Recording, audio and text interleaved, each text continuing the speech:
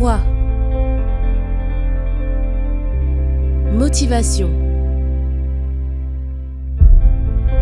Surpassement. Fortifiez votre intérieur avec le moment de foi.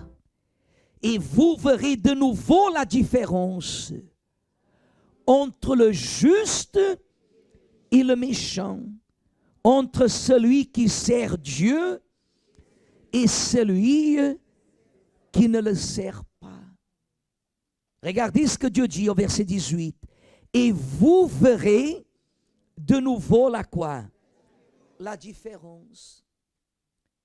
Il y a, Église, une différence. Il y a une différence.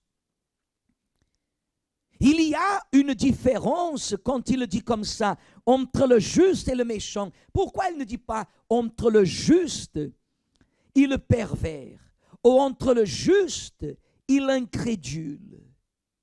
Parce qu'il considère que le juste est celui qui pratique ses préceptes, est celui qui obéit à sa quoi? À sa parole. Mais que celui qui ne pratique pas, celui qui n'obéit pas, regardez, il est quoi? Il est méchant. Faites attention, Église. Parce que s'il y a quelqu'un qui n'a pas l'intérêt que vous écoutiez ce que Dieu vous parle, qui vient alourdir vos paupières, là, comme on dit, c'est le diable. Le diable, il veut que vous écoutiez parler de la vie des autres. Il veut que vous parliez mal de la vie des autres. Il veut que vous écoutiez tout ce qui concerne la vie des autres et du monde. Mais il ne veut pas que vous écoutiez la parole de qui? De Dieu. Parce que celui qui écoute et qui pratique, Dieu l'appelle de juste. Et le juste est celui qui le dit au verset 17. Ils seront à moi, dit l'Éternel des armées. Ils m'appartiendront au jour que je prépare.